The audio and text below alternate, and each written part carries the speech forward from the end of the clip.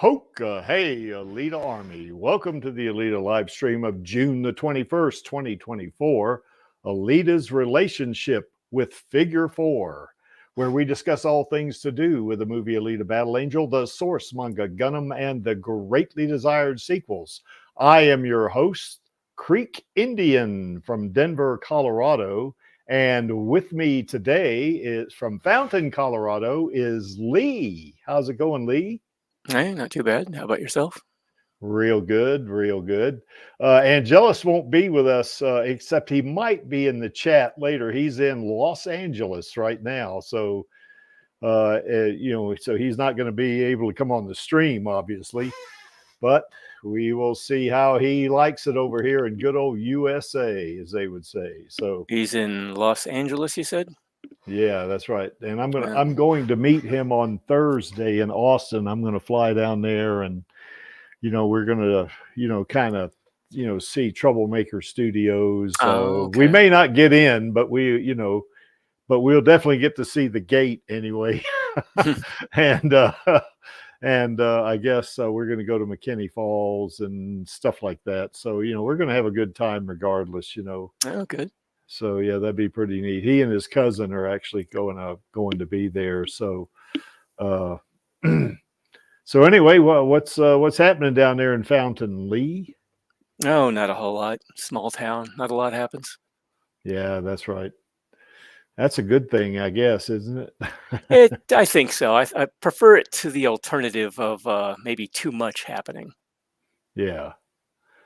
Yeah, there's a lot happening up here in Denver, that's for sure. But Denver's okay to live in. There's no big deal there. I mean, for a large city, it's of course. Now, I don't live in the city. I live out in Littleton, which is kind of probably, if you drive it, probably 30 miles from Denver, 25 to 30 miles, I guess.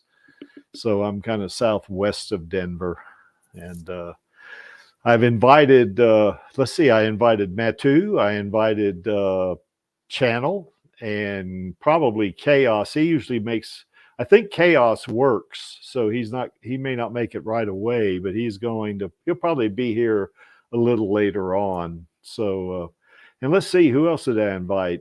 Gosh, I don't recall. I invited probably 6 or 7. Maxie, I invited him. He usually can't come on anyway because he has a rather comprehensive honeydew list, I think, is what he has on his Saturday.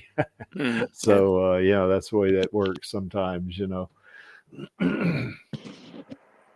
Okay, well, before we get started on the main topic here, we just want to put this back out there that the Alita Army has Rosa's Queen Studios bust, and we want to present this to her, as kind of an expression of our admiration and appreciation, and let her know that we love her and we thought she did a great job on Alita. And Smendrick says, what about Panini Freak and Random Bomb? I don't know. Let me put the link in the chat here, just so in case anybody wants to come on. There's the link right there. It's in the chat. So you can just click on that. I'll bring you in. And if all you want to do is say, hi, I love Alita, you can do that and jump off, or you can come on and stay on with us. So, whatever you would like, it's up to you. We're a pretty friendly group, the Alita Army. We don't diss anybody, and we certainly don't get on anybody for their English, because my English is bad enough. So I don't have any room to kind of put it on anybody else about their English, that's for sure. Especially since I speak that Southeastern American English, that's kind of mostly the accent and all that kind of good stuff. So, but anyway, we definitely want to present this to Rosa. For us, it's like the Oscars, and this thing is not cheap either, by the way. This thing costs like $5,700. So, I mean, it's not a cheap thing, so, I think Tony, or rather Star of Alien, got it for a little bit of a discount, but it was still expensive. It wasn't, it's not a Hot Toys Alita. Let's say that, because Hot Toys Alita, I think, is like $300 or something like that. So, Also, we still got the Alita sequel petition going on, and gosh, I thought I changed that. It's supposed to be 178 and 210, I think is what it is. So it's not 207. That was last week. So we added 3 signatures. Now I know that doesn't sound like a lot, but every week we add just a few more, and it's still growing. So we want to remind Disney And that. getting up to 178,000 in the first place is still a pretty big deal, I think. Oh heck yeah, actually the Snyder Cut, they had 170,000 when they got the Justice Leagues, the Snyder Cut version of Justice League. So we got 8,000 more than that. So anyway, if you click on the link, that link, by the way, you see on the screen there is down in the description. You click on that and just enter your name in there and put your email address, and you've signed it. And you don't have to, it's free. You don't have to put any money in or anything like that. So, and that'll help us keep reminding Disney over and over and over and over until Kingdom Come that we want that Alita sequel. They are not going to get rid of us. So. And we still got the Hero Arm campaign going on. I wasn't able to reconnect with Sarah Lockie this week, although I have already connected with her, and we're going to set up a vehicle for me to pay her, the money. I think we've got $5,244.89 in the bank, and we're going to give every dime of it to the Hero Arm. Or Open Bionics for this, but we haven't worked out the particulars yet. So, but we will, and hopefully we can report on that next week, as a matter of fact. And if you're so interested, also down there in the description, that there's a link to join the Alita Gaming Network. It's on Discord. All you need is a user ID, and that's free as well. You don't have to pay any money to get a user ID on Discord. Excuse me, had to cough. But anyway, we have some pretty cool stuff on there. It's a neat little hangout. You can send text messages and that sort of thing. But we certainly put the links and information about any live stream, and not just the Alita live stream either. Radio Chaos Nova has a live stream. We put that in there.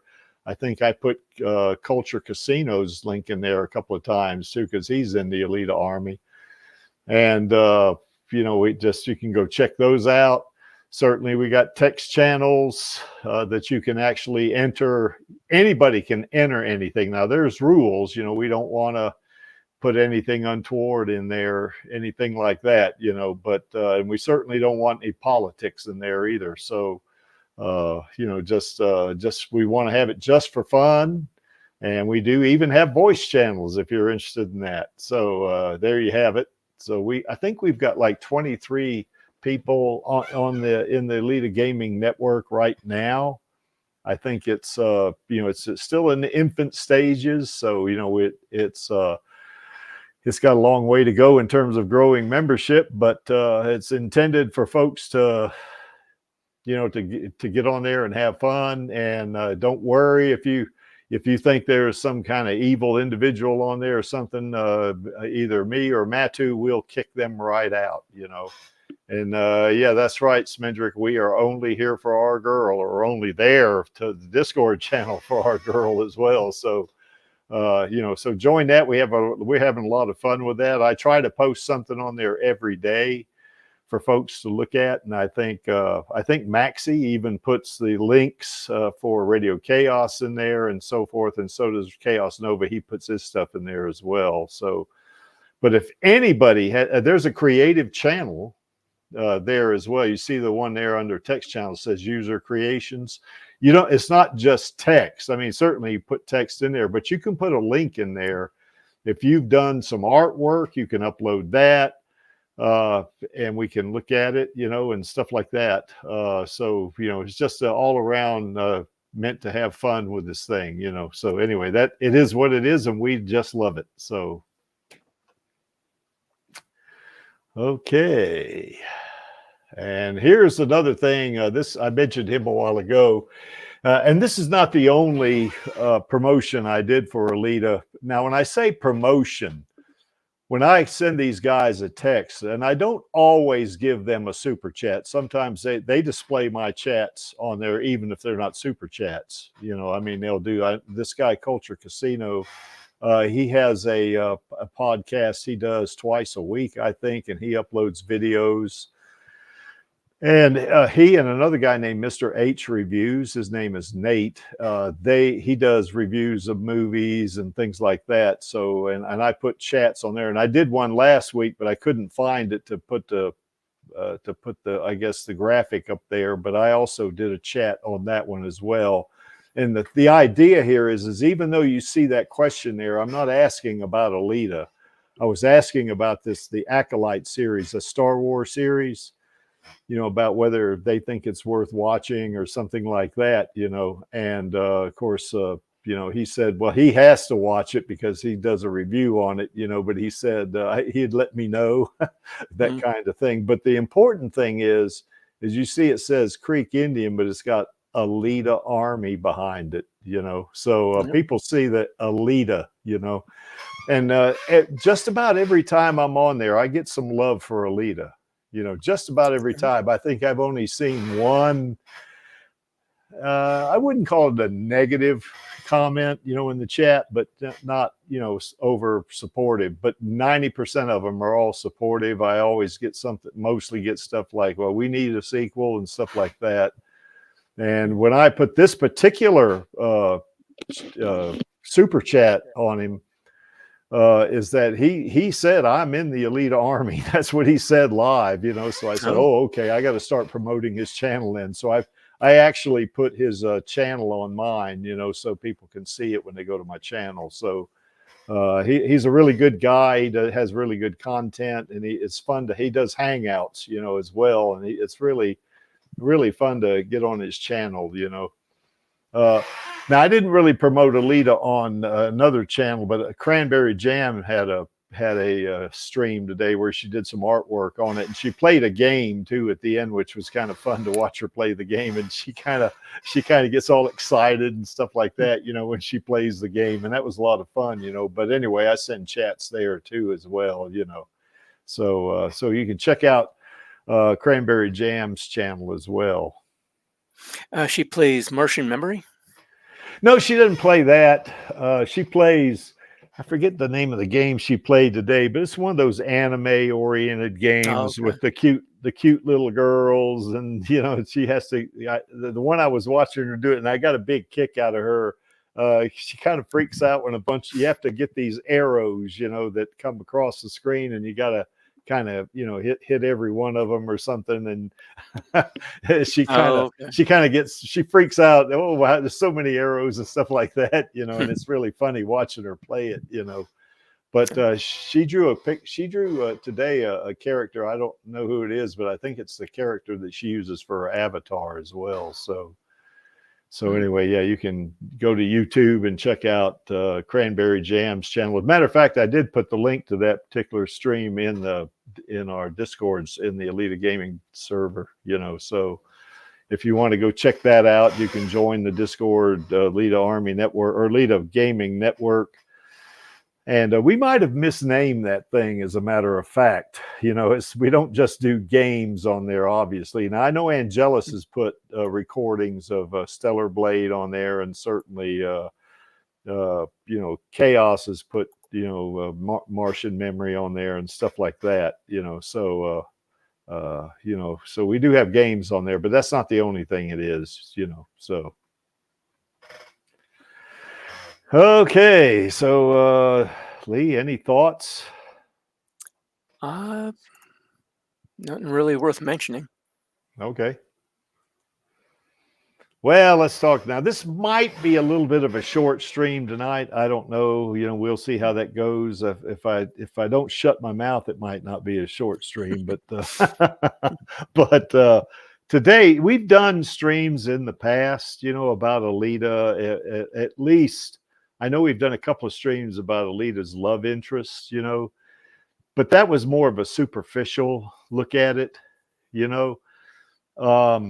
I kind of wanted to go over in a little more detail her, you know, specific relationship with Figure 4, because her relationship with Figure 4 is different than it was with Hugo. You know, Hugo was kind of a, you know, it was, for her, it was like a teenage kind of infatuation, you know, type thing, love at first sight, you know, type thing, and teenagers being teenagers and stuff like that, you know, because she was, when she met Hugo, of course, she was only, at least in that doll body, she was only 14. Now, of course, she was really mentally 17, but, you know, she's still a teenager, you know.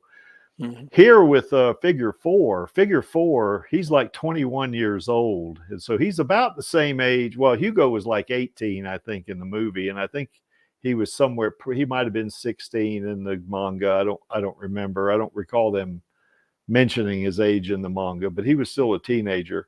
But Figure 4 is an adult, you know. And when Alita meets Figure 4, she's actually 30 years old. So, you know, she's kind of like 9 years older than he is, you know, kind of thing, you know. But they do get a relationship going, but it really had some interesting twists and turns. You know, you would think, how would these two ever get together, you know, type thing, you know, when you're reading the manga, you know, and then all of a sudden, boom, it happens, you know. So, but anyway, you know, they're both adults here. They're not, this is not a puppy love thing or an infatuation thing or anything like that.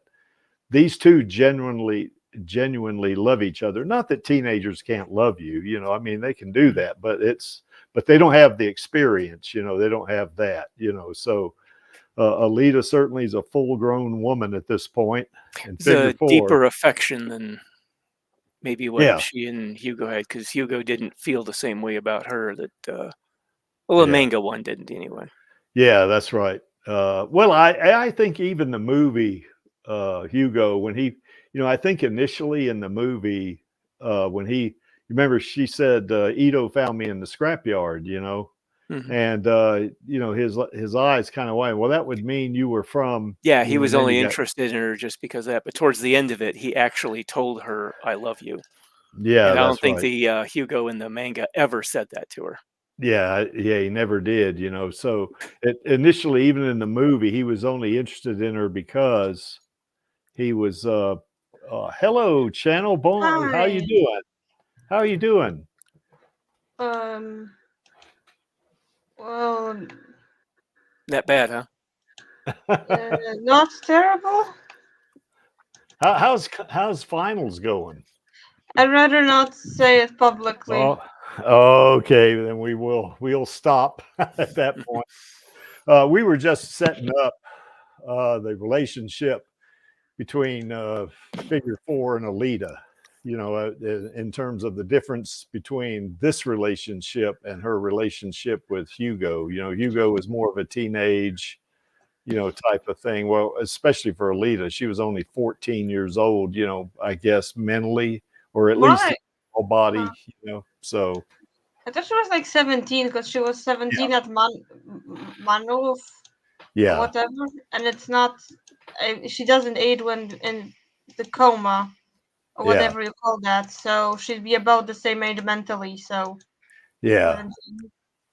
But I think she acted well in the movie anyway. She acted, you know, or I guess she maybe was like set 14, but yeah, you're right. As time went on, the movie went on, especially she matured pretty fast, you know. So especially, you know, a 14-year-old girl is not going to go into a bar with bounty hunters and pick a fight with anybody. I That's for mean, sure, you know. yeah, maturity and age are definitely related, but it's not like they're when you're specific to maturity, you're definitely that age. Like, there's Yeah, definitely 14-year-olds that are way more mature than 17-year-olds, yeah, that's right. and Yeah, vice versa. It's just like a yeah, that's exactly right. Yeah, so general. well, some 17-year-olds or some 14-year-olds even are more mature than some adults I know. So, but Yeah. anyway, that's another story, you know. So anyway, but that's as far The as we got. question is that a particularly mature teenager or a particularly immature adult? Yeah, that's right. You know, and everybody goes at a different speed. So, you know, I guess that's the way that would work. But anyway, that's as far as we got. Some people are going at full speed, but backwards. Yeah. Yes, they're in reverse. That's right. So, you know. Okay, so anyway, just kind of moving on from that, just the differences between her relationship with Hugo. Of course, they were teenagers. Her relationship with Figure 4, she's like 30, or at the very youngest, I think she was 28, maybe. I don't know. I mean, you know, Figure 4 is 21 years old. Early 30s, but like very early 30s. Yeah, she might even been 31 or 32. Yeah, I said around 30, so that's pretty close. Yeah. But Figure 4, I think he said he was 21 years old. So wait, she's 17 at the start of the story. Then it's like her 3rd year anniversary when Ido gets blown up. So that means she's 20 when she first meets Nova and she joins the Tuned and stuff happens.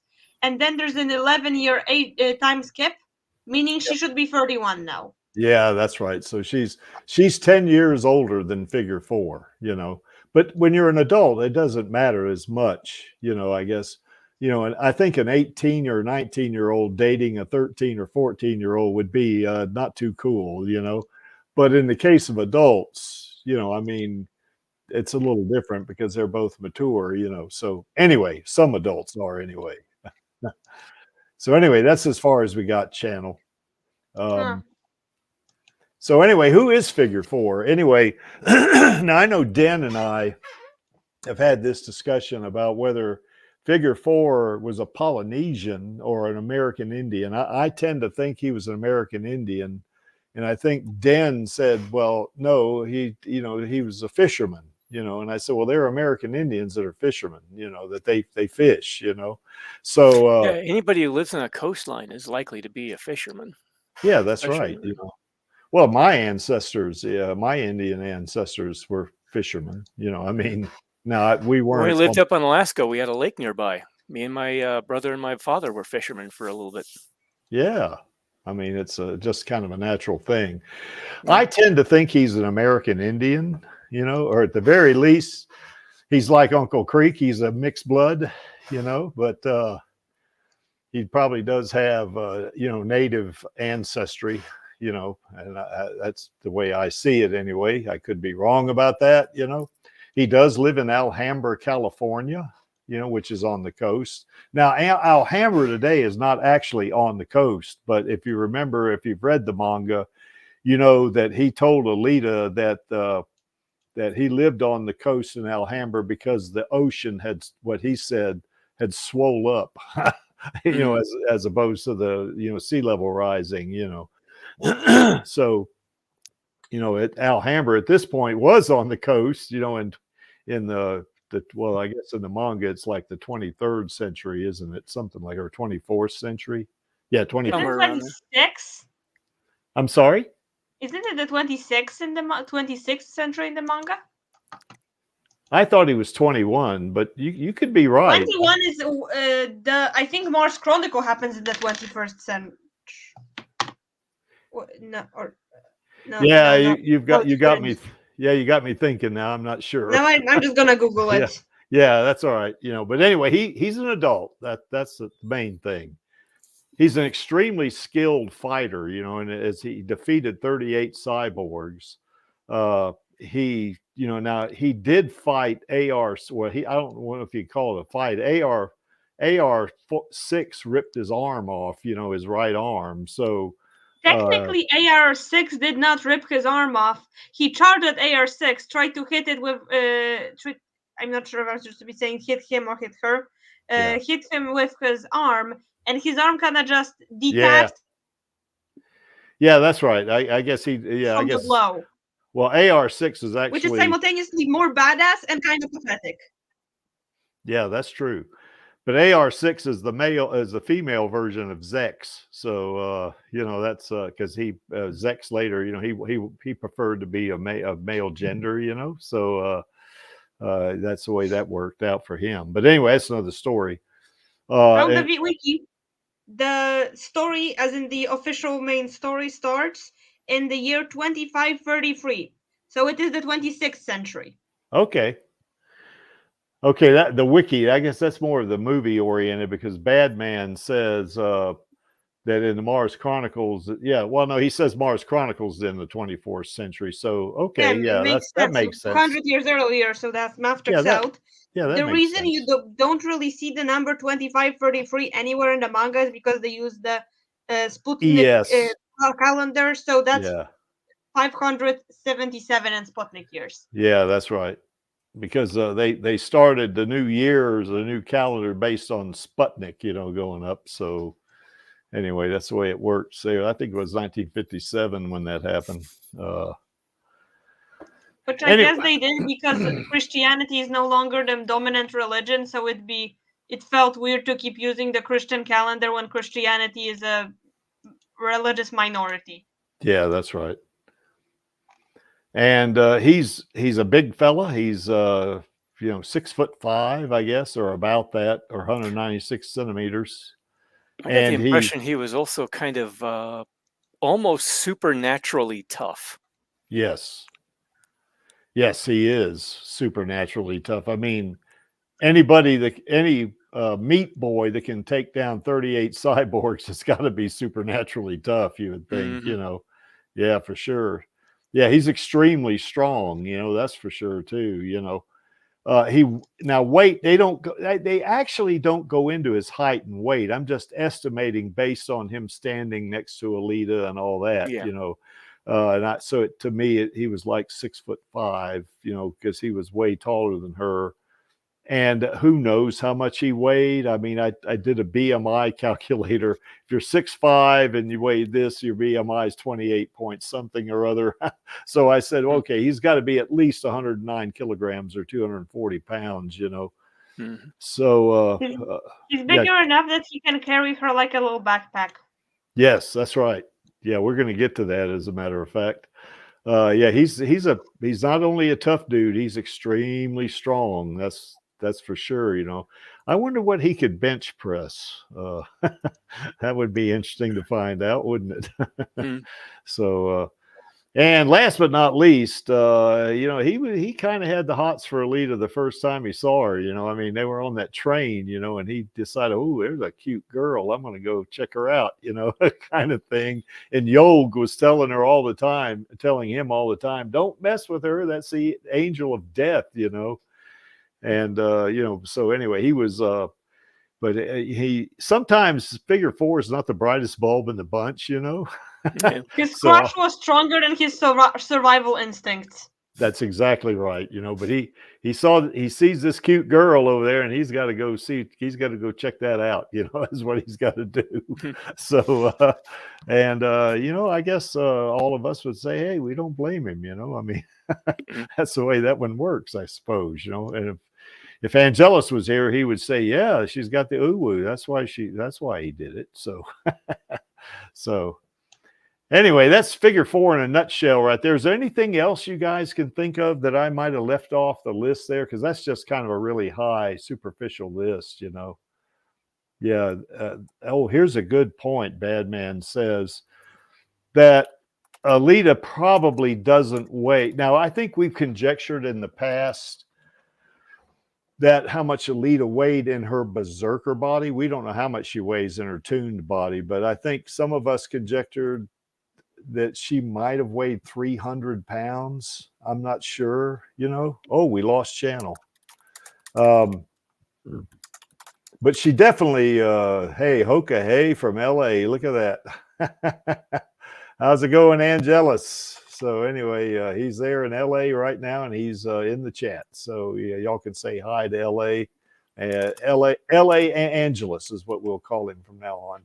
And then, of course, on Thursday, he's going to be Austin Angelus.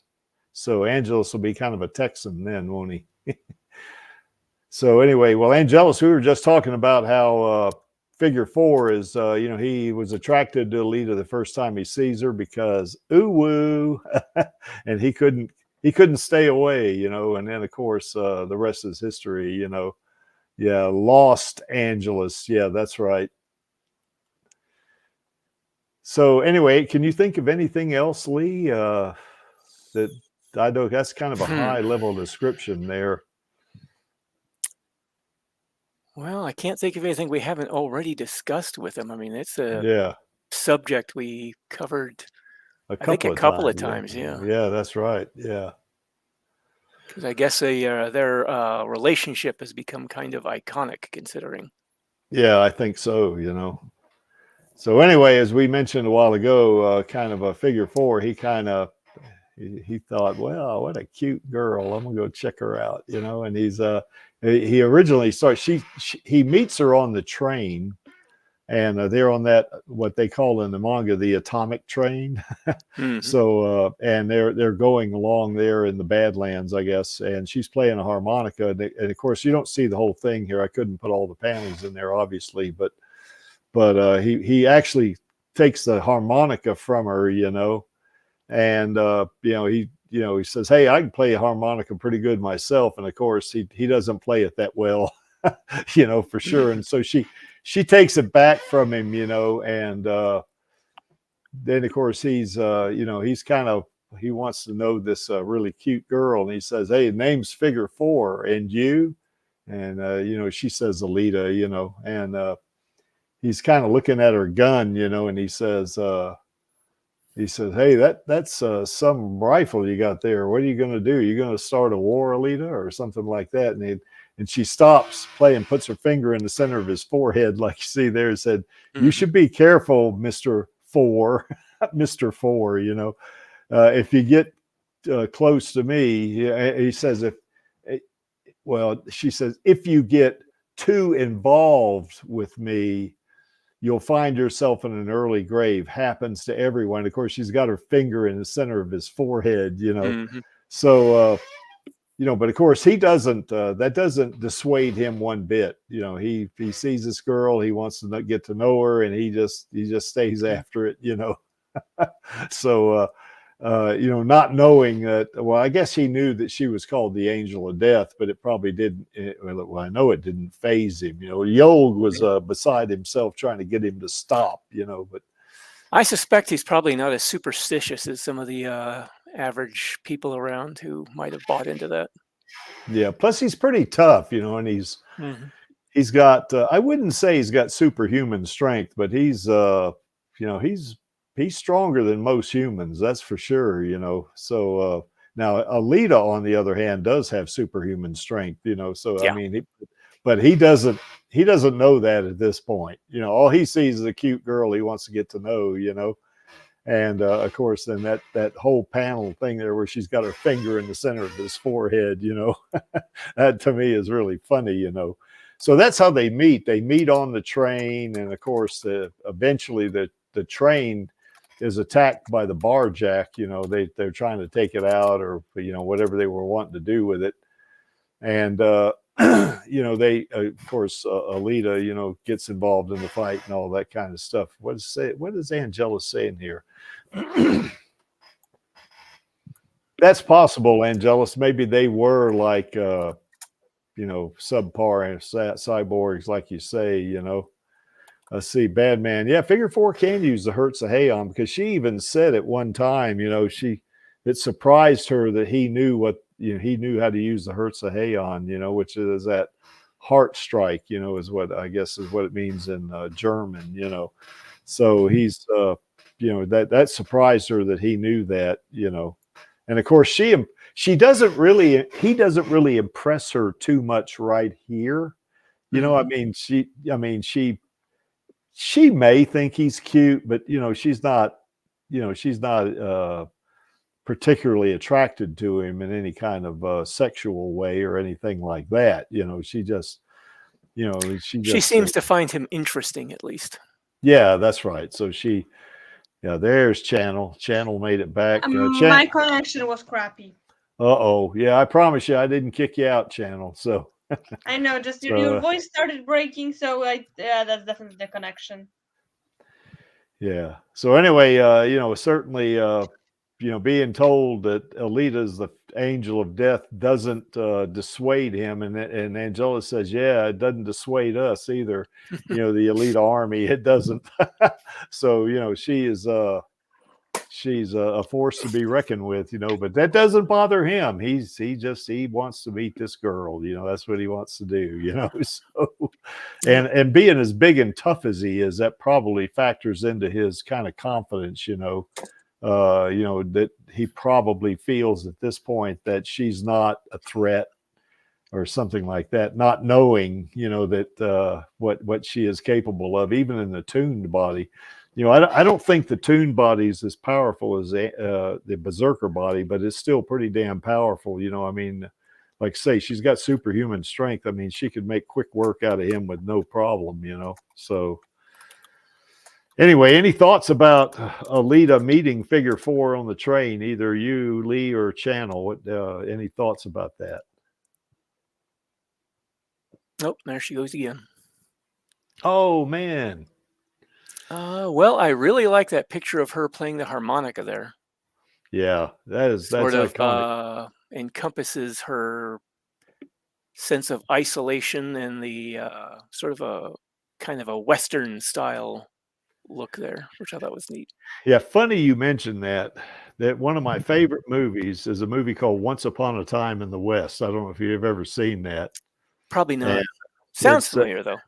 Yeah, it's a very good movie. I highly recommend folks watch it. You know, now it can be slow in places, but the acting in it is superb, and it's got some old actors in it. You know, Charles Bronson, Henry Fonda, Jason Robards, and Claudia Cardinale are all in it. You know, but the main one of the main characters is a guy that Jason Robards plays this character called Cheyenne. He's an outlaw, you know, and he runs into Charles Bronson's character, and Charles Bronson's character is playing a harmonica, you know, and it kind of reminds me of this because there's a scene at the beginning of the movie where these three gunmen are waiting for Charles Bronson to get off the train, and he doesn't get off immediately.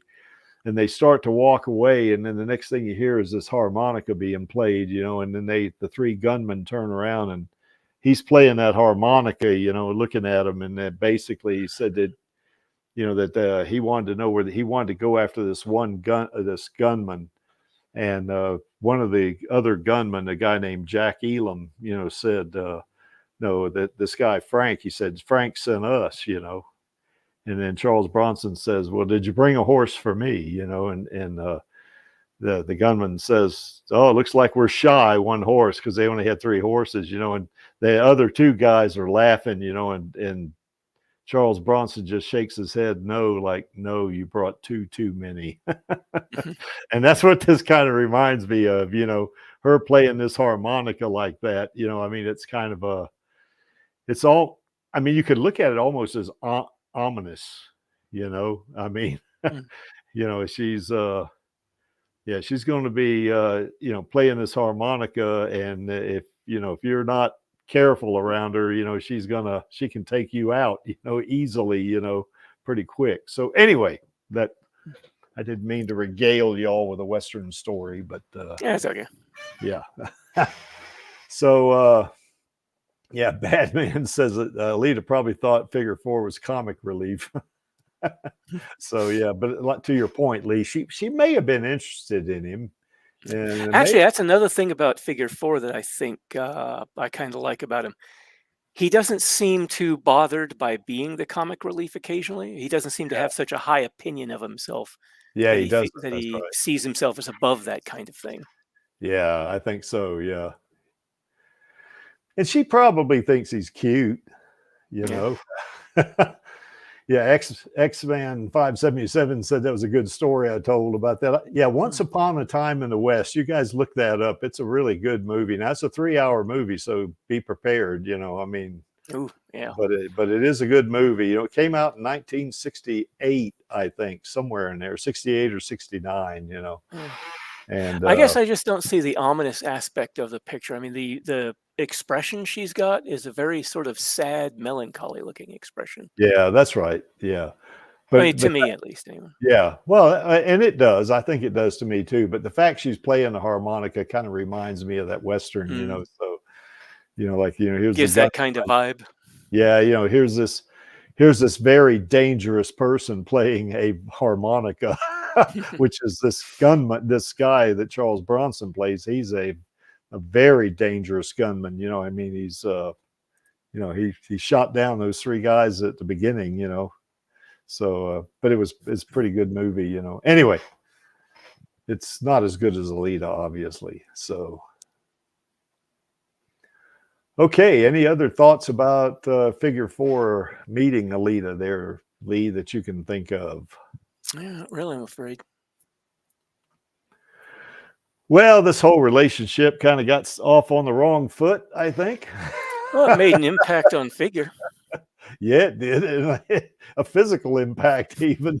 A number of physical impacts. That's right. Exactly. You know, and, you know, first of all, you know, that scene on what you see of those panels on the left, you know, Alita is dangling, you know, from the top of a building, and Figure 4 is laughing at her and stuff like that, you know, and, you know, he's going to pretend like he feels sorry for her. Say, hey, you want a bite of what was it? It might have been Spam, or it could have, who knows what it was. Some kind of rations or something, I think it was. You want a bite of this? And, you know, and she says, yeah, I'm hungry, you know, and so he puts it up to her mouth, and just as she's about to eat it, you know, he puts it in his mouth, you know. Yeah, that was a jerk move. Yeah, and she, of course, hits him with a double kick, you know, to the face, you know. It's funny, you know. And she's, you know, and then of course it looks like he's fallen. She does catch him. Now, I don't have that in this panel here, but she catches him, and she's got her legs wrapped around his neck, you know, and he's kind of dangling, and she tells Yo, you pull me up or I'm going to kill this idiot. So anyway, you know, and Yog says, I got a broken arm. Unfortunately, Yog's got a busted arm, so he isn't able to do anything about it. So, and she says, oh yeah, I forgot. Something like that, you know. So anyway, they ended up getting down. I think the barjack came in there and, you know, started shooting at them and stuff. And I think that, you know, yeah, while they were busy infighting, then the barjack came on and started shooting at them. Yeah, that's right. So, and then of course, after this whole thing happened, they go out in the desert. Actually, wasn't that before? Could have been, yeah. I think because I think that was when he was confronting her about her leaving them in the desert after having just rescued them from the atomic train, but she wanted to get on with her mission and felt they were slowing her down, so she I think you're right. him. Yeah, I think you're right. You know. Yeah, Badman says that building started to collapse after the barjack started shooting at him. That's right. You know. Yeah, I think you're right, Lee. I think that panel in the middle there is before this whole thing. He challenged her, and she dropped her armor off. Yeah. And then they started going at it, and she wiped the floor with him. Well, the funny thing is, you know, is that, you know, he basically says, I'm kind of tired of I'm paraphrasing, I'm tired of your attitude, Miss Angel of Death. I want to fight you right now, you know. And she just kind of looks at him and says, okay. Kind of, you know, you want to fight me? All right. You know, so it's like Lee says, she takes her armor off, and you see there in that middle panel, she doesn't have her armor on. But, you know, he goes to hit her with a palm strike, and she evades him and hits him, you know, real fast. And his thought was, and I'm paraphrasing, damn, she's fast. Yep. Even as fast as he must be, and I imagine he is really fast. He ain't got wired reflexes like a cyborg does. Yeah, that's right. So anyway, she, as Lee said, she proceeds to just literally stomp him in the dirt. I mean, she wasn't trying to seriously hurt him, you know. I don't, because she could have killed him if she wanted to. Oh, you know? Easily. Yeah. But I guess the idea was that, you know, I don't know if she was having fun or wanted to teach him a lesson or whatever it was, you know, but she just literally just beat the crap out of him, you know. But he kept getting up. Come back, I'm not done with you, you know. And after, you know, I got this technique, you know, that I'm gonna put it on you, and I'm unbeatable, you know. And of course he tries to do it, and she just, you know, pummels him some more, you know. Yeah. And he gets up again, you know, finally, you know. He said, we're not done, you know. And she thinks, what is wrong with this guy? Yeah. type thing, you know. And then of course she ends up leaving him, I guess, or it gets in the car. And then of course this tornado comes around. I guess it was spawned by the nuclear explosion. And yeah, she comes back and says, get in the car, you dummies," or something like that, you know. So they jump in the car and they ride off, you know, that kind of thing. And then that's when they go to that city, you know, or that I guess it was almost a ghost town at this point, you know. And then as time goes on, and speaks to their relationship again, you know, as time goes on, Yolg is being kind of a now Yolg is kind of he's not like Figure 4, you know. He's no, he is not a courageous individual. Yeah. And she gets really put out by it and gets on him and, you know, calls him a coward and stuff like that. And Figure 4 says, you know, when they're under fire like this, I think Yolg is actually acting very understandable, because a lot of people, you look at how they act in when gunfire starts. They're not going to be racing for the gunfire. No. Yeah, they're either going to be ducking or running away. Most people. And as Figure also points out, Yolg has a family he's trying to get back to, so he's got something to lose. So anyway, you know, he tells Alita that, and I guess Figure says something like, "What, you know, like what's wrong with you," or something like that. You know, do you love war, or do you love fighting, or whatever it is? And she says, "Yes, I love being in battle." You know, and basically she says, and you can see it there on the panel. I don't know if you read that well, but it's a she says little on the small side. Yeah, it is, you know. But she says it essentially, she says, it makes me feel alive, you know. You know, my blood boils, you know, and stuff like that, and it gives me intensity. And it all goes white. Yeah, and that's right. Everything goes white. Yeah, and it's an incredible high. No time to think, just act. Yeah. Now, at this point, keep in mind that Figure 4 has already impressed her by keep getting up. You know, he keeps getting up, even though he's getting the shit beat out of him. He keeps getting up, you know, and that impressed the heck out of her right there. Now, this one actually gets her attention when she says this, and he says, "I love fighting as much as I love eating, you know, but I hate wars and the girls that fight in them." And it kind of gets her attention, you know, and she's looking at him like, wow, you know. So that really gets her attention, I think. You know, she sees that he's a guy that's, you know, he's not afraid to express himself, and he's not intimidated by her either. Yeah, that's right. Even though she beat the crap out of him and could kill him in a heartbeat, he's courageous. And I think she likes that. In a way, I think he is just as fearless as she is. Yeah. Yeah, I think he's like I say, he's a meat boy, but he's not you know, he's certainly not a cyborg, but he is just as brave, you know, as she is, you know. And I think this is where I think she starts being attracted to him, you know, because she's not a person at this age. She's like, as Channel was saying, she's at 31 years old here. You know, she's not 14, you know. So when she was 14, yeah, she kind of had you know, kind of an infatuation with Hugo, you know, because he was cute, and that's the first boy she saw and stuff like that. This is different, you know. She's mature at this point, and she has a certain respect for Figure 4 from what I see there. Yeah, she definitely does, you know, and she kind of goes looking at him. You see in that boat, you can't hardly see it. It's in the lower panel, but it's almost like she was going, wow, like that. And I think it bothered her a little bit that he told her that he hates girls that fight in wars. I mean, you know, at this point, she didn't want him to hate her, you know, I mean, so, so I think that right there I think that started her down the path of, you know, kind of falling for him, I think, you know.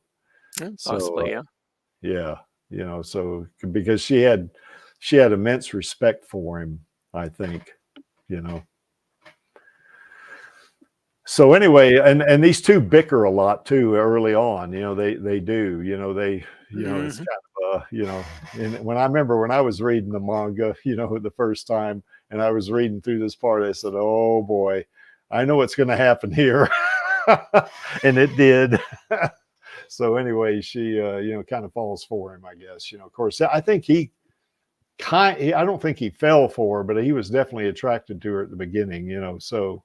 And you could see that panel above the bottom two there. He is mad. You know, he's, you know, I don't like this, what you're doing. I don't like what you said to my friend, you know, I mean, and he expressed himself truthfully to her. And I think that's another thing that got her attention, you know, that he was truthful, you know, he wasn't being you know, some kind of. Well, that's the thing. Those 3 or 4 panels there on the right, I don't think they tell the whole story, because he did tell her that you may love fighting and don't care whether you live or die, but Yolk has a wife and child. Yeah, that's right. He's got something to lose. Yeah. Yeah, and then that's when these panels came up. Yeah, that's right. So yeah, that's right. So yeah, she this is where she respects him now, you know. So that's yep, she's already on the path. So, you know, that's the way that works, I guess, you know. Hope Channel can make it back. Yeah, really. Anyway, that top panel on the right there, God, even when she's mad, she's cute. I mean, she's intimidating looking, I think. Oh, I think so. Yeah, she's definitely intimidating looking, you know. So okay, any more thoughts about how their relationship gets kicked off there, Lee? Anything because I mean, I think kicked off is the right term. Yes, because she literally kicks the crap out of him. Oh, she kicks off from him over there in that one panel. Yeah, that's right. Yeah, well, that's right on the left over there. Yeah. Both feet to the jaw. Boom. Yeah. Which I think is a testament to just how tough he is, that he doesn't break anything. Yeah, exactly. So yeah, I love it when she's got him dangling. So you pull us up or I'll kill this idiot. So that's funny. All right. So anyway, of course, their relationship improves eventually. You know, now the panel on the left, I think, speaks for itself. You know, I mean, what had happened here was, and of course, this slide doesn't tell the whole story, obviously, because this is an involved story. I think in the not the Viz version, but the book, the version I have, the box version. It's almost an entire volume of that. Not quite, but it almost is, you know. But so there's a lot to it, and their relationship develops in some very complex ways, I think, you know. But what had happened was. Hello.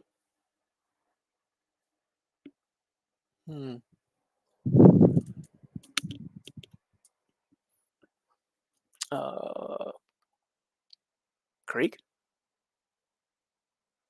Yeah, maybe it's me. Did I get disconnected? Hello?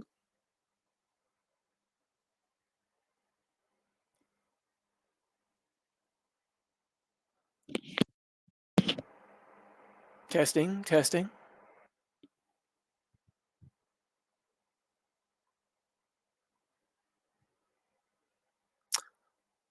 Well, that's a hell of a thing. All righty. Well, that's unfortunate. Looks like you guys are stuck with me for a moment. Huh. I am at a complete loss. Guess we have to wait for Creek to come back.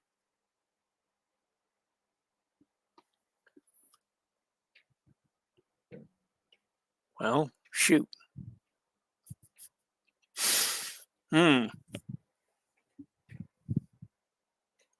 Yeah, he seems to have disconnected. Looks like Channel wasn't the only one having connectivity issues. Well, I'll sit here for a bit. Try and wait for him to come back, see if he can get it sorted out. In the meantime, I am afraid I'm at a loss as to what.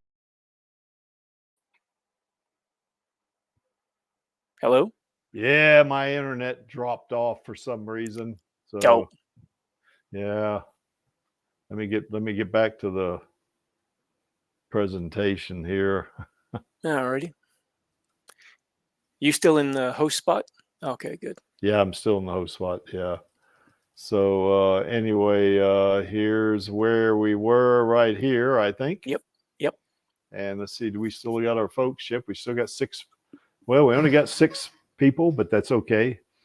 So anyway, Figure 4 shows up and he basically rescues Alita. You know, she's although she might have been able to take that cyborg out herself. Who knows? You know, even without her feet, she could probably do it. But you know, so there you see they're about to kiss. Isn't that sweet? You know, Kiss me. Yeah, that's right. So anyway, boy, she's even got those octopus lips when she's doing that, doesn't she? Wow. Yeah. Yeah. So anyway, but she's still cute. So anyway, there they are. They've fallen in love. Now on the right kind of speaks to the, you know, the fact that you know, that Figure 4 certainly loves her, you know, but you know, she's kind of loves him, you know, and this kind of stuff. So she says, you know, Figure 4 is carrying her on his back, and she says, "I'm overheated. These soft machine bodies," and I guess this is not I guess the tuned body is not like the Berserker body. I mean, it's probably similar, because some of the Berserker body was soft, but it also had some, you know, metal, you know, in it as well. But she said it could be it's some kind of a flexible alloy of some yeah, sort, that's right. because they Yeah. seem to have some really advanced materials in that time period. Yeah. Things that are as strong as steel, but also flexible, like maybe plastics and things. Yeah. So she said these soft machine bodies are weaker than flesh is. And then of course they're going on. She's on his back, you know, and she says, "Leave me and go. I can't stand the thought of you dying trying to carry me," you know. And he says, "No can do," you know. And she says, "Wouldn't you be more free if you leave me behind?" And he kind of laughs, you know, haha, you know. "I'm also free to walk with the woman I love on my back. I'm free to go left or go right. If I end up collapsing, then that was where I was fated to go," you know. So he really does love her at this point, you know, because he's willing to carry her on his back, you know, and even though it's pretty dangerous at this point. I mean, their survival is at risk at this point. You know, they don't have any water, you know, they don't have any food, you know, any of this stuff, and they're out in the middle of the Badlands. I mean, that would be pretty horrible, you know, it'd be like being in the middle of the desert, obviously. And you know, here they are now. They are kind of they're a couple at this point. They're an item. Yep. So yeah, and Smendrick says her octopus lips. Yeah. Yeah. Okay. The Badman says the Toon body may have been constructed via nanomachines, although not being constructed of nanomachine cells. It also seems like her synthetic skin. Yeah, it seems to have a synthetic skin instead of metallic plates. Yeah, there. instead of the metallic skin, you know, or plates. Yeah. So Yeah. So Because I remember the Berserker body did have distinctive plates over parts of it. Yeah, that's right. Definitely did not seem flexible. Yeah. Now her biceps, if you notice in the movie, her biceps look like they're soft tissue, not soft tissue, but they're soft. Well, that Berserker body seems to have some kind of artificial musculature that runs all the way through it, which I don't think I've ever seen in the manga version. Yeah. Well, anyway, old Figure 4, he's not going to let his lady die. You know, he's gonna carry her. You know, and of course, she wants him to leave her because she doesn't want him to die. You know, so that speaks highly of both of them right there. You know, they're willing to do sacrifice for each other. Yeah. Yeah, exactly. You know, so that's that's pretty good, you know. So and once again, she's 10 years older than him. So or he may be 26, I guess. Like who was it said she might have been 26? You know, I can't remember. I thought she was 21. Anyway, Bad Man, didn't you say one time you thought he was 21? That's what I thought he was, but you know, because I think he said he was 21 at one point. So anyway, there they are. They're lovebirds now. They, you know, they're head over heels for each other. And I think in this case, her feelings for him and certainly his feelings for her are much, much deeper than between her and Hugo, you know, because they're mature, you know. I mean, they're willing to die for each other. Of course, I think Alita was probably willing to die for Hugo, you know, way back when, but he didn't really, in the manga anyway, he didn't care for her as much as she cared for him, you know. In the movie it was different, you know, but here they both care for each other. Here we go. Bad Man tells Komi that he's 23. They know that he is 21, 22. So, okay, he's in his early 20s. So she's almost 10 years older than he is. So, which is okay, you know, for adults. You know, I mean, you could have one person older than the other. That's no big deal, you know. Okay. Well, anyway, that's their relationship is now, you know, kind of, I guess, come to fruition, as they would say. Now, what happens, there's a period of time there that we don't know how long it goes. Now, I guess in the box version, it's between, I think, volume 3 and volume 4. I don't know what it is in the Viz version or the other, you know, I'm not sure. I get the feeling that it's probably not just a day or two. I get the feeling that it's at least several months, you know, perhaps. And they probably live together, you know, and stuff like this. And now this doesn't tell the whole story either, but in this particular panel, there is one more panel above there. And this is where she tells him that she's got to go, you know, I guess she's got to go fight the Barjack is what the whole thing is. And she's still working for Teferes, you know. So, you know, she still has to do it, you know, I guess. And she says, you know, that's her day job or whatever she says. And then of course he says, but she does say, I'm going to come back and you know, and will you be here or something like that. He says, that's a promise. I'll be right here waiting until your day job is done, you know. And then of course she says, well, until the day that your job is done. Yeah, until the day your job is done. Yeah.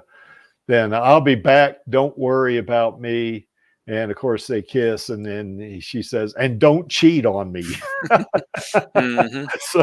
So she has every intention of coming back.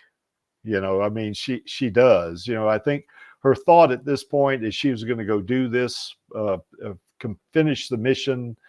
And then, because if you remember, we've had other streams about her where she's very objective very objective oriented, very mission oriented, you know, and I think that's probably her training, you know, and when in the, you know, well, in the manga, it's not the but, you know, in the military, I guess she's just very, you know, focused on achieving the goal, you know, and she does have this, you know, mission that she does have to complete, you know.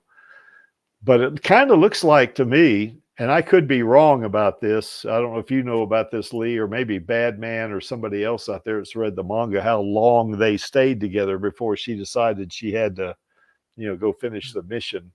I'm not sure how long it was either. I got the feeling it was at least several months, you know, maybe 3 months or something like that, you know.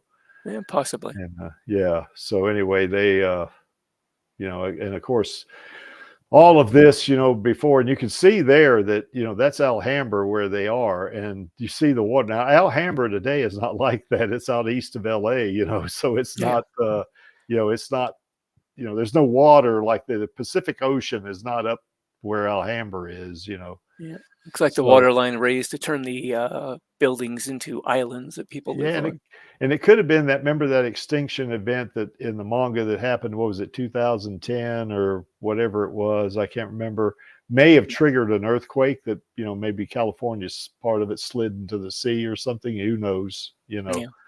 But the sea level definitely rose, and now it's up there in Alhambra. And you can see the sailboats and some of the ruins in the background and all that, just like he described to her. You know, he says Alhambra is a pretty nice place, and you know, it's the sea is right there, and we fish and stuff like that. You know, and I guess she kind of, you know, enjoyed it for a little while. You know, I guess here we go. Bad Man's got the several weeks or maybe a month or two. Yeah, that's right. That's kind of what I had a feeling as well, Bad Man, that it was you know, that they kind of lived together for a month or two. You know, that's probably true.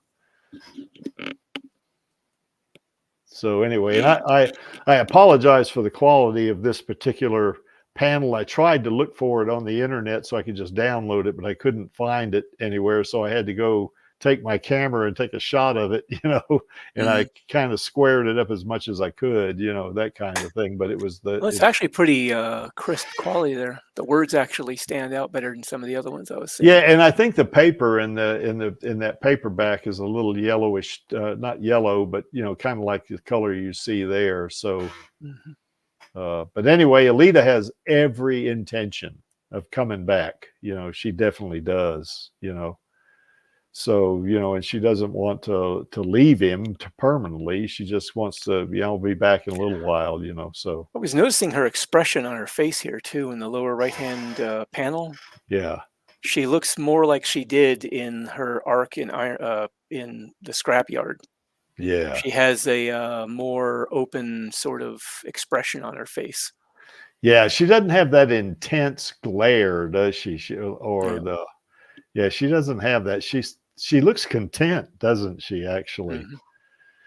So, you know, well, maybe Figure 4 treated Uncle Creek's niece nice, you know. Yeah, that's what happened there, I guess. So, but anyway, yeah, that's kind of a neat little story between the two of them, you know. So, anyway, that was only like 4 panels. Now we got C3 here because I couldn't get the 4th one on here, so I figured this would be enough, you know. So, and this is where she embarks, you know, on more of the Badlands arc, and then eventually goes up to Ferris and up to Jeru, you know, and she fights in the Zot eventually and stuff like this, you know. Now, between this particular arc here in the Badlands and when she goes up to Zalem is where she gets blown to bits by the baby bomb, you know. So, and then of course, Nova puts her back together in the Imaginos 1.0 body, you know, that kind of thing. And at that point, she's a cyborg, you know. She's got a human brain. Yeah, this is the beginning of volume 7, I guess, or part 7. That's right, Bad Man. I know I've got that box version. It's the beginning of volume 4 at the very beginning. So, you know, and I think this is the only place in volume 4 where Figure 4 is, just on this one page. It's at the very beginning, you know. So, but yeah, she looks happy, you know, she looks content, peaceful, not like before. I mean, she was off the rails for a lot of the Badlands arc, you know, for sure, you know. And then of course, you know, Figure 4 kind of, you know, she, you know, rediscovers her humanity, you know, basically. So, and of course that brings us to this, and that certainly talks to the, you know, talks to what, you know, how Figure 4 had an impact on her life, you know. So basically, you know, she's kind of remembering when they were out in the Badlands, and you know, he was carrying her and stuff like that, and it wasn't looking good for him. And of course, Bigot Eisenberg, you know, I guess had caused a water spout or whatever it was that, you know, got rained all that water on them, and fish, you know, fell down from the sky because they were laying there as like they felt like they were going to die or something. And all of a sudden, Alita says, "Ouch!" like that, and there's a fish, you know, kind of thing, you know. And of course, then they they're just happy beyond belief. They're on the left because all these fish are down. So now they got food and water, you know, so that's pretty good. But she says, you know, I suppose I've gotten the tiniest little taste of sweetness found in the fruit of life. You know, she said, I'm no longer mad in the same way I once did, you know. Or actually, you should read that from right to left, I guess. Yes, maybe you're right about that. Now, I can't remember who she was talking to there, but might have been, it could have been Bigot, or it could have been Lou. I don't know. You know. Yeah, I get the impression she was talking to somebody off screen, but or she might have been just talking to herself. You know, who knows? You know, maybe she was. You know, kind of recounting it or something like that, and say, I'm no longer mad in the same way I once did, you know. So she's figure has actually made a positive influence on her. You know, she's no longer she's the angel of death. She can still kill you. Oh, she's talking to Den Chaos at this point. Ah, that's right. Yeah. So, but anyway, she's kind of remembering it and stuff like that, you know. So she really loves Figure 4, you know. So anyway, any thoughts about Figure 4's impact on Alita here on this one? Well, she had an impact on him too, by the way. It wasn't. She had several impacts on him. Well, I don't mean the physical ones. I mean, I mean the emotional and mental impacts. Oh yeah, she left an imprint on him. Yeah. Or impact, what have you. Yeah. But yeah, I think his impact on her here, right here in these two, is like fairly self-evident. Yeah. Yeah, she's kind of the sweet girl she was in the scrapyard now, isn't she, to a degree. Now, I wouldn't want to attack her. I mean, you know, she still take you out, you know, but at least now she's got a more rounded perspective on things, and everything is not hate. And you know, it really wasn't her fault anyway, because you know, the folks in Teferis, you know, had convinced her that everybody she knew and loved was dead, you know, that she had nobody, she's all alone. And, you know, yeah, I think they were manipulating her into losing herself in combat that way, because they were trying to create that series of combat androids. Yeah. So all they cared about was her fighting ability. They didn't care about anything else. Yeah, that's as far right. as her humanity or any of that. Yeah. Yeah. And the bad man says that yeah, oh, that's right. One thing, a bad man says it was Den Chaos at this point. Yeah, that's what I was referring to. Yeah, but anyway, Figure 4, yeah, he helped her rediscover her humanity, didn't he? I mean, yeah, you could actually stand to be around her now, probably, without getting your head chopped off or something. So, but anyway, yeah, she's she's our sweet girl again here at this point. Damn, Angelus, don't do that to me, damn it. Oh my God, I just saw Rosa. No, you didn't, you turkey. Yeah, don't do that to me, Angelus. So anyway. All right. So anyway, that's kind of you know, now see, Hugo did not have this kind of an impact on her. Now after she lost Hugo,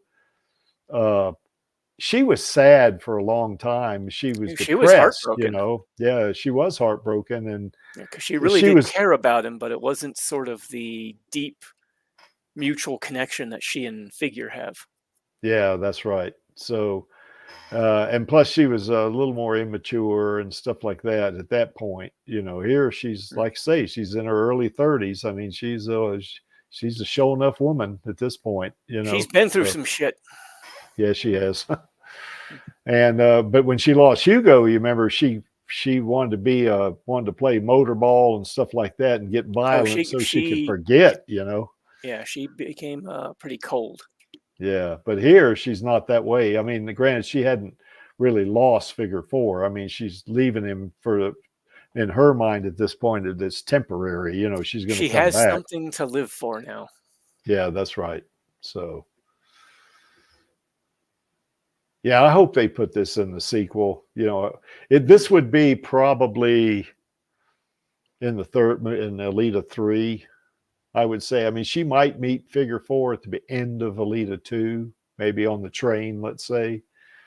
you know, and then Alita 3, you know, then they can go through this kind of thing, you know, and it could be, who knows, it could be that this is where they end up on Alita 3, you know, where she leaves to go off to, you know, fight the Barjack or find Nova or whatever it is, you know, and this would be the end of the movie to set up the possibility for an Alita 4, maybe, you know, they could do something like that, I think, you know.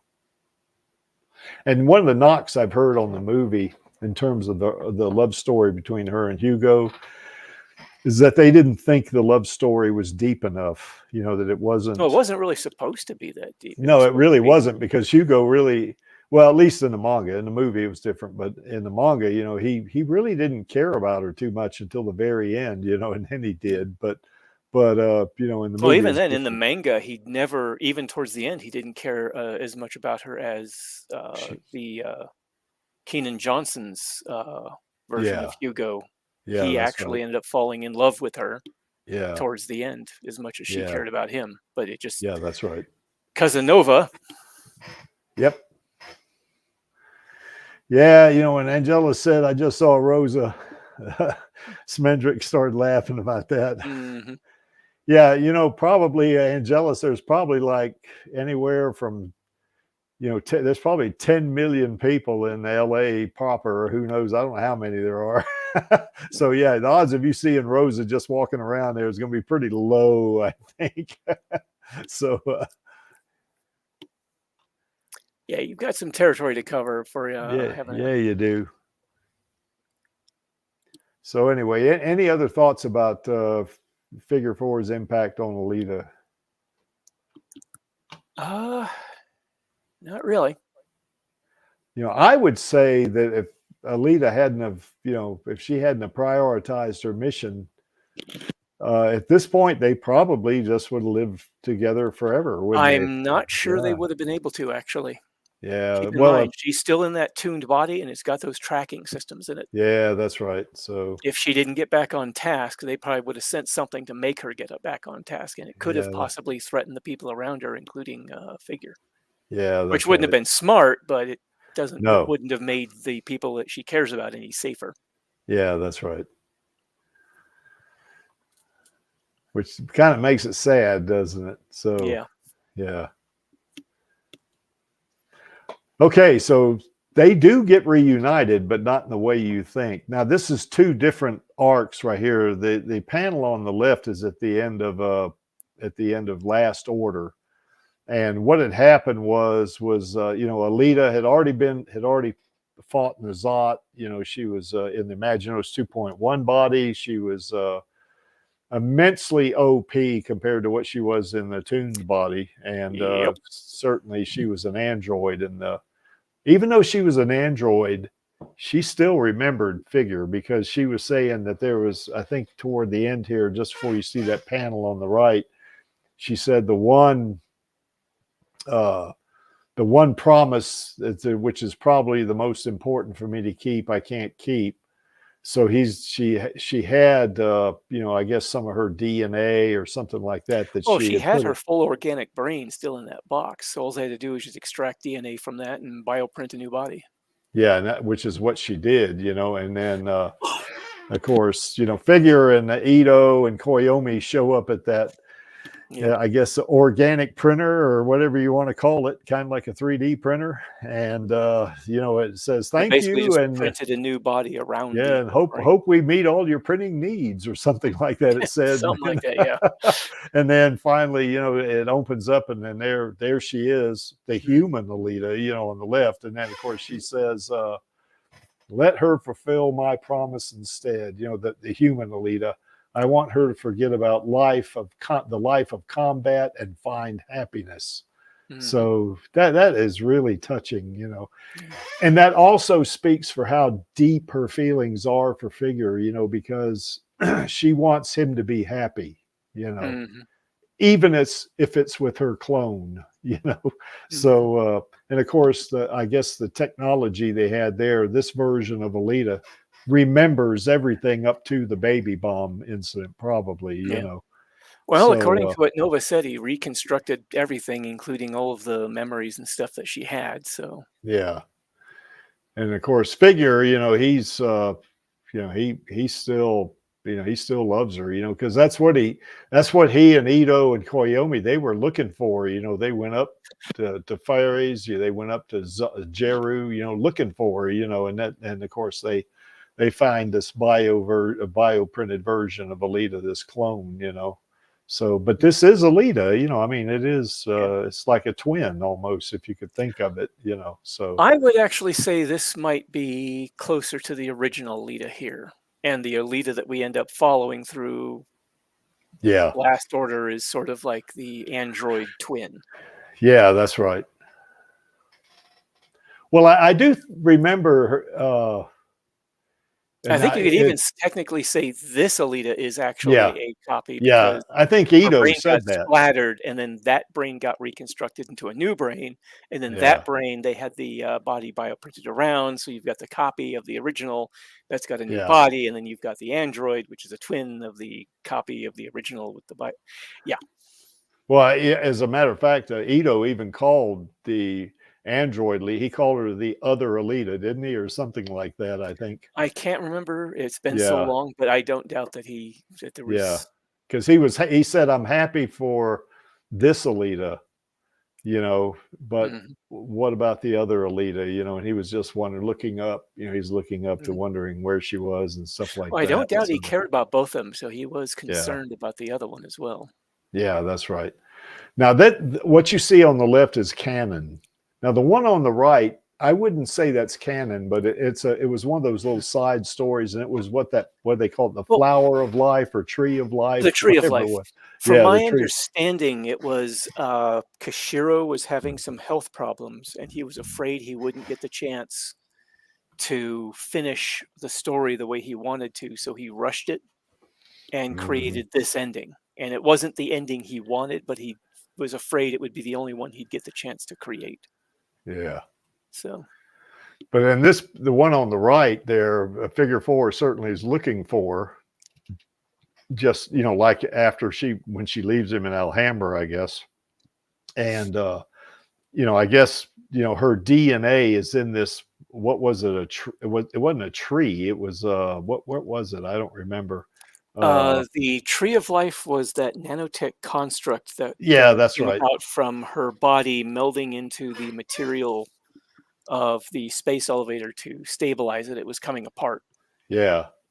And it grew some kind of a nanotech tree out of it, and its roots, I think, reached down into Tefari's. Yeah. And it created some kind of a pod down there that her body, an organic body, grew into. Yeah. Like some kind of weird artificial womb type thing. And her, I can't remember exactly what happened, but somehow her consciousness got called out of the collective in the supercomputer and drawn back into that body. Yeah. And of course, I think Figure, he broke a wall or something, didn't he? And she fell out. Oh, he burst the membrane. Yeah, that's right. That's her right. Body was growing in, and she fell out, and he catches her, and then there, of course, you see them embracing right there.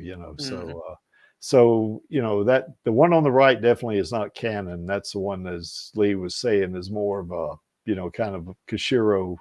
Oh, I better hurry up and get this one. I better hurry up and finish yours, because I'm not going to be around to finish it. And then, of course, he got better, and then he went and did the continuation he wanted, which was apparently Last Order. So yeah, that's right. I keep thinking Last Command, but that's a Star Wars trilogy. Yeah, that's right. Last Order. Yeah. So anyway, they got reunited. There you have it right there. They did get reunited. So in a very real way,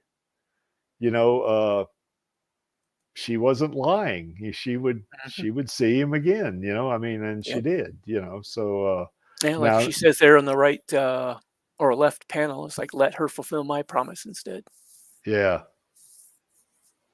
But when you think about it, it's both of their promise. I mean, because that's her memories and I wouldn't say her consciousness, but her memories and all of her feelings you know, Well, everything at this about. point, it is two separate consciousnesses because you've got the one Yes, that was in the box didn't go through all of the stuff that the Android Alita did, that's which right. means that you've got basically two completely separate people now. Their life experiences have diverged significantly. Well, it would be like twins, you know. I Yeah. mean, twins don't share consciousness. They, you know, I think I've read somewhere that people claim that sometimes twins maybe have flashes of telepathy or something. I'm not sure about that, but you No, know, there are they, even twins that claim that. Like one will have something happen to them and they'll actually get a call from their twin worried about yeah, them because they got a sense something had happened. yeah, yeah, that's right. So, but anyway, yeah. So I think that Alita right there on the left, the one that Figure is holding there, I think, you know, she is just like the other Alita. They both made the promise to Figure 4. You Mhm. know, both of them did because they both had the same the same, well, not physiology, because one's an android, the other one's a human, but they got the both of them had the same psychological, you know, kind of foundation, you know, and they have the same memories and all that kind of stuff, you know. So and all of the feelings that Alita had when she left Figure 4 to begin with in Alhambra is in this version of Alita also. So, you know, it's not like, you know, it's not like when Figure found AR4 in the desert, you know, AR4 said, what are you doing? You know, kind of thing. It wasn't that kind of a deal. You know, I mean, this is a psychological copy of Alita, at least the memories and the feelings and stuff like that. Mhm. So, yeah. Ah, yep. Brain chip Alita was, yep, that's right. Oh, Angela says the traffic is horrible there. And yeah, Angelus, you might be interested to know that part of my childhood, I grew up in a little town called La Puente that's east of LA. And I even grew up in part of my childhood there was in Pasadena as well. So anyway, there you have that. Yeah, I traveled through LA briefly, taking a bus to Arizona, Ah, and that was the longest I wanted to stay in that city. you know, I don't mind LA too much. You know, I mean, I wouldn't want to live there. Mhm. You know, but you know, when I was a kid and I lived there, there's a lot of fun things to do there for sure. You know, I mean, you got, you know, Disneyland, you got Knott's Berry Farm, you know, you got Six Flags over Valencia, which is kind of like a theme park, and there's Yeah. just tons of other things there. You know, and certainly you got, you know, all kinds of movie theaters, which you could have in any city. But you know, I mean, there's yeah, it's not bad. You know, now once again, I wouldn't want to live there. It's just too many people Just out of driving. curiosity, how long ago was it you were there? Well, let's see. We left there in 1957. Oh, okay. Yeah, I was So just now curious I've been only back. because Yeah, there was some people that have talked about their recent experiences in the last couple of years, yeah, last 1 or 2 years, something like that. yeah, And unfortunately, it seems that they have, well, at least according to them, just about every single overpass in the city yeah, and bridge has homeless people living under it now. yeah. That's Yeah, it's gotten pretty bad there. well, yeah. There's probably places in LA, just like any city, you wouldn't want to kind of stray into, you know, as Mm. well, you know. So now I've been back there many times. I mean, 1957 wasn't the last time I saw LA. I Okay. mean, I've been back there to teach classes and you know, do consulting gigs and stuff like that. So I've been back there a lot. You know, when was the last time I was there? Like 2015, maybe somewhere in there. I don't know, some 2015, I guess. So, yeah, that's the last time Hey, I was Finn. there. So, yeah, Finn's out there. Hello, Elite Army, he says, yep. And X-Man 577 said the last time he was there was a week after Leonard Nimoy passed away. So, Hmm. yeah. So anyway, our girl has has found happiness, and that's her Uncle Creek likes that. So anyway, yeah, folks, we're just having fun. Uncle Creek, Creek doesn't really think that. I'm just having fun with it. So, so anyway, okay. Now we've kind of touched on this a couple of times before, but here's just my observation. This was to get things going, the first couple of bullets, or the first bullet particularly. They're both warriors, and they experienced a lot together. Now, when she was with Hugo, she really didn't experience that much with him. I mean, he tended to do his own thing a lot. Yeah, exactly. And oh golly, I tell you, Angelus, no more Rosa pranks, I promise. Yeah. So anyway, but they're both warriors, and now that would set it up initially where she might find him interesting. But when he kind of told her that he didn't like girls that fight in wars, I think that kind of started bringing her around. I mean, that kind of, she really liked his honesty, and his assertiveness. I guess you could say she probably liked that as well, and they had that in common too, because she's pretty blunt herself sometimes, and of course, having gone through all that bar jack business and all that stuff together, they had a more common grounding, I think, than her and Hugo did. With Hugo is just more of a physical infatuation / attraction. With him, it's more like she gradually learned to love him. And of course, like I was saying too, I think it's also because it was a mutual thing. He started to care for her as much as she began caring for him.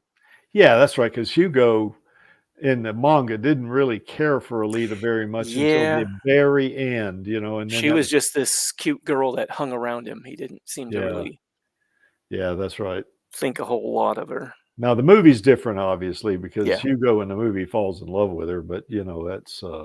But even then, he wanted to go up to Zalem more than he wanted to be with her. At least when he started climbing the tube. Now at the end, she got him to say, I'll come back with you or something like that. But then it's too little too late at that point, I think, let's see here. What is Batman? I would hope that Alita, well, I think he means Alita and Figure are compatible. I suppose one of those should say Figure 4. Yeah, that's right. That's right. They are very compatible. Certainly being warriors was a good way to kick that off. I mean, that's, whereas now when she met Hugo, of course, she didn't know she was a warrior, did she? She had no memory at all. So, to her, I mean, she was just a teenage girl and thought Hugo was cute, and that's about it, Oh, but he's looking at I didn't even notice that, their title up there, Why Alita and Alita Are Compatible. Oh, holy mackerel. That's what he was pointing You're right, out. bad man. Bad man. You are absolutely right. The Creek just kind of, the Creek just went fucking nuts when he put this slide together, I guess. Or as they would say, knucking futs. Yeah. Why Alita and Figure are compatible. That's what it is, Like, oh, God almighty, Gary. Jesus. So anyway, well, I can't change it on the fly. So there you have it. Well. So, why Alita and Figure are compatible. And that's why right there, when you write something, and you go back to proofread it, you read it the same way you wrote it.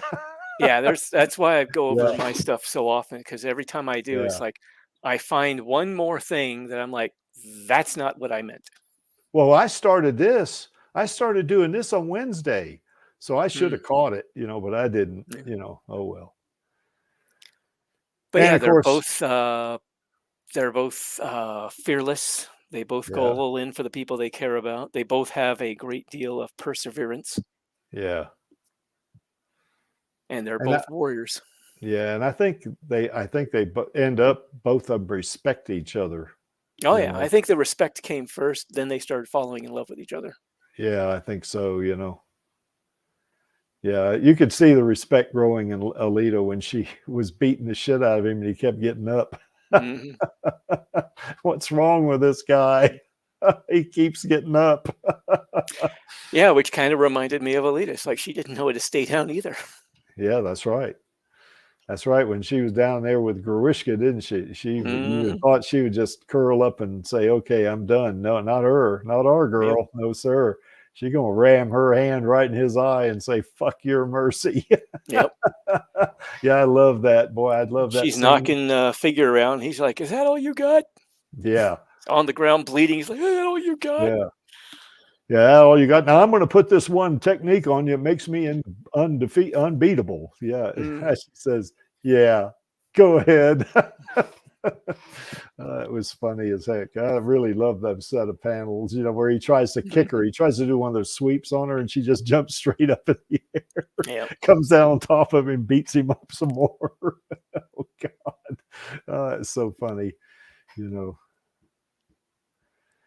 And what I like about Figure, of course, is I think, you know, all difference to Den, I think he's an American Indian. That's why I like him. You know, well, I like him for other reasons. I think, you know, Figure is really, and now once again, this is a fictional character. We got it. We get it, you know, but I think Figure is genuinely a good person. You know, I think he's, you know, Hugo, I think Hugo loved Alita and all that stuff at the end. You know, he did in the movie, he did anyway.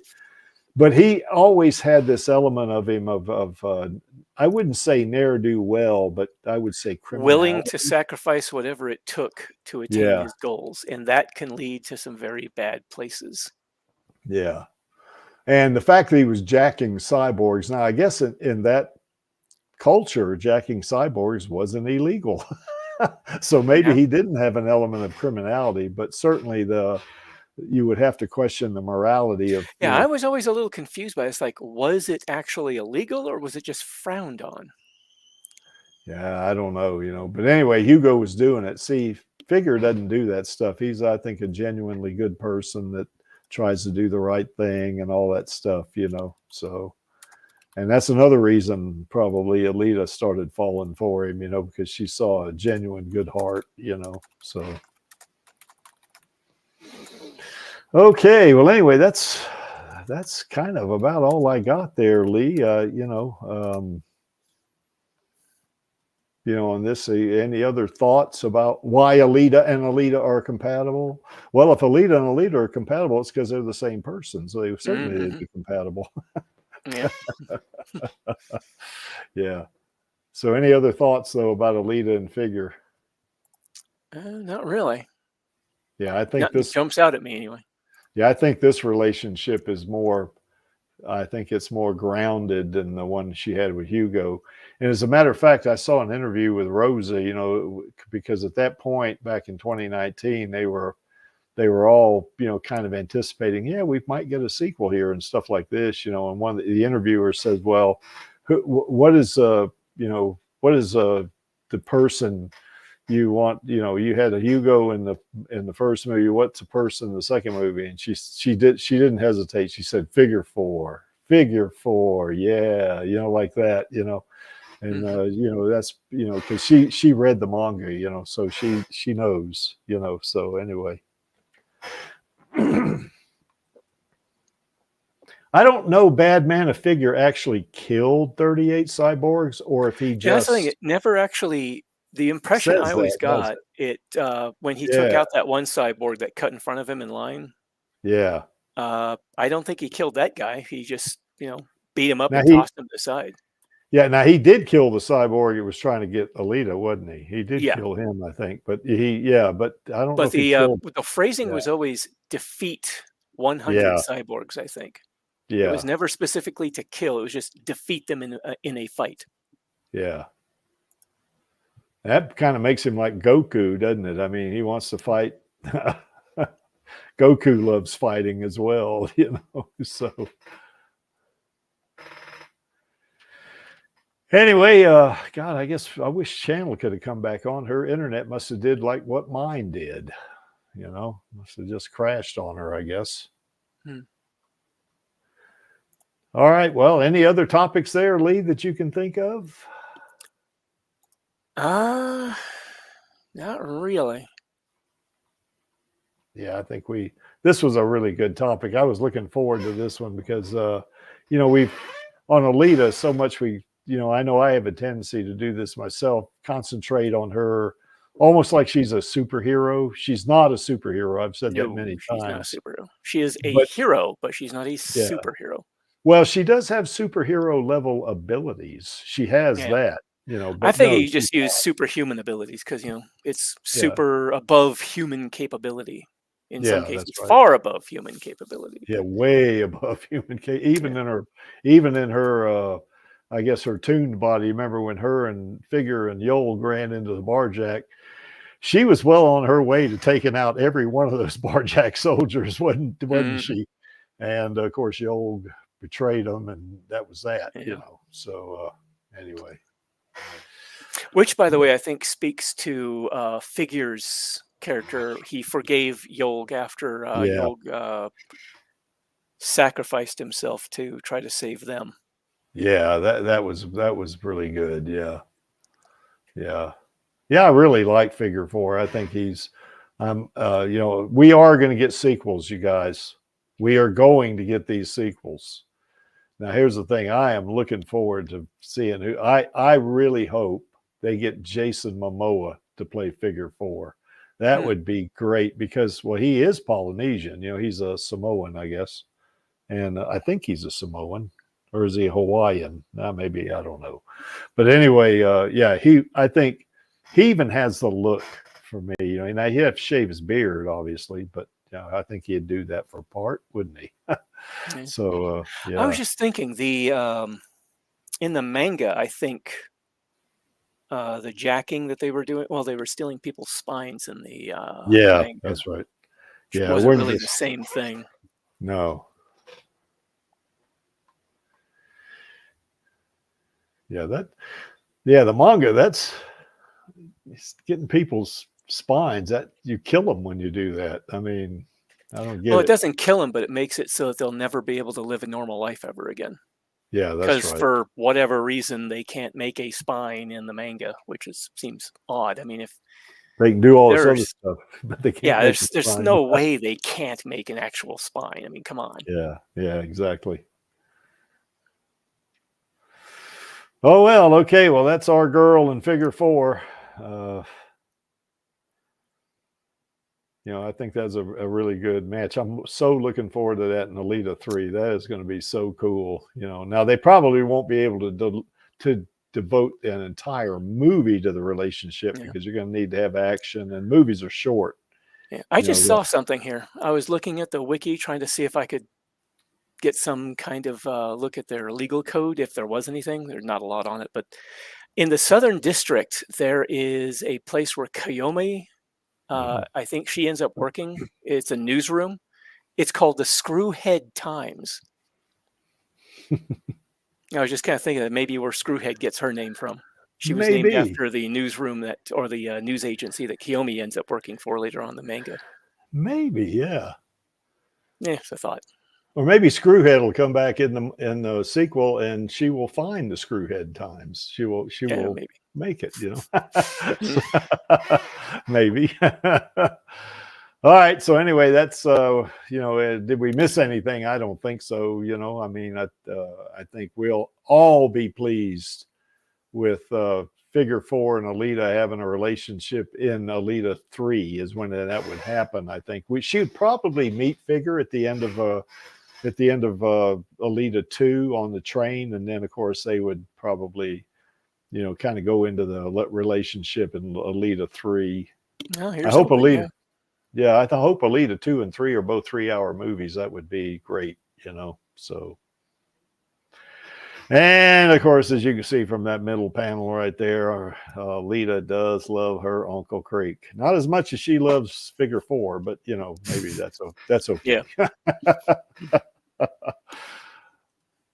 And this is our queen right here, Rosa. Of course, she did a great job on Alita. She's looking forward to doing the sequel even today. You know, she would definitely do it, I think, you know, and she is really good at what she does. And of course, shout out to El Lamont and Jesse Fisher. You know, they brought Screwhead to life, and we want to see Screwhead in the sequel. We want to see her team up with Alita and be on Alita's motorball team when they take on Joshigan, you know. So, you know, I don't see why that can't happen. I don't think Screwhead's dead. I think Screwhead just got, you know, taken apart pretty good. But, you know, hey, Yeah. she could be considering that fixed one up. guy, his head survived and he got severed at the neck.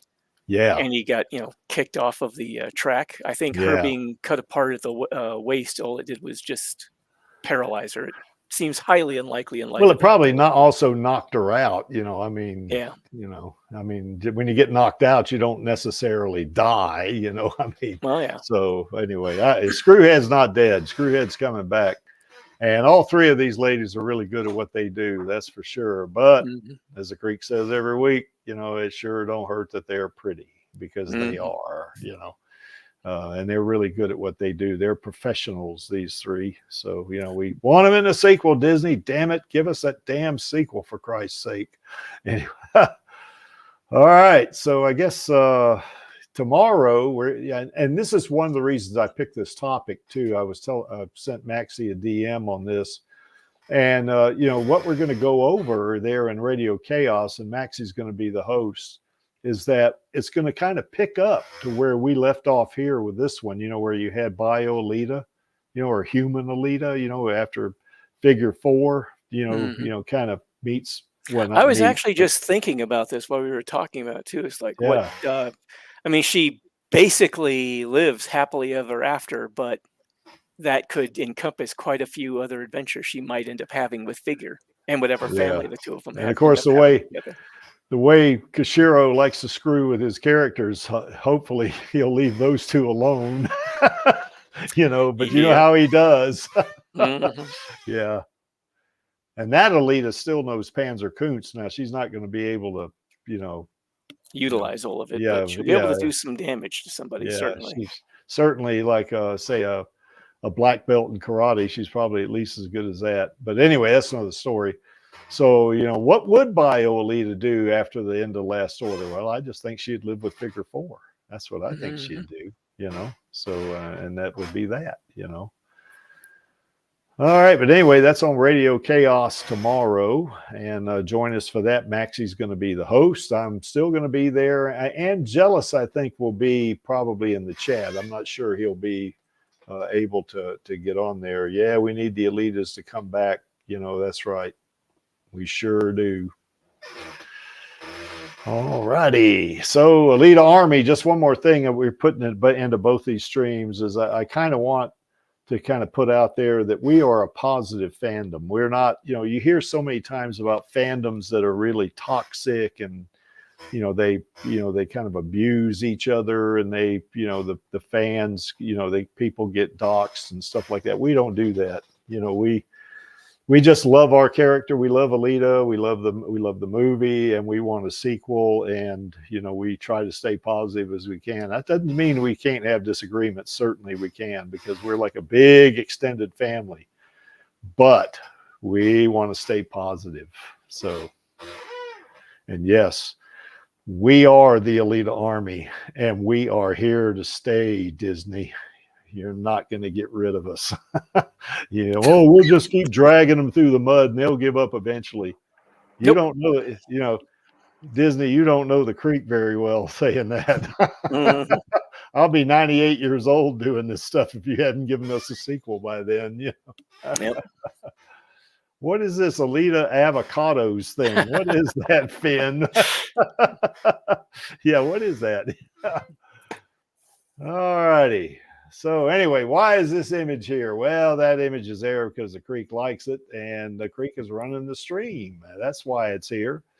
And to paraphrase Gruishka, I'm only here for our girl and the Alita Army. And of course, all of us in the Alita Army, and my chair is squeaking, sorry about that.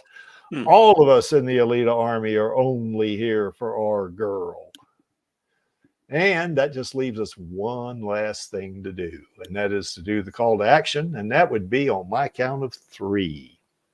1, 2, 3. Film Film those sequels, baby. baby. All righty. So we'll catch you tomorrow on Radio Chaos. And next week, Angelus and I will be in Austin, Texas, doing kind of an impromptu stream. I don't know how good it's going to be, but we're going to do one. So we'll catch you all then. Bye. Take care, guys. What's up, Alita Army? This is Hot Toys Alita, and I hope you enjoyed this week's Alita Livestream. Please join my Uncle Creek, Angelus, and our other guests for next week's show. Remember, I do not stand by in the presence of evil, and film those sequels, baby. See you next time.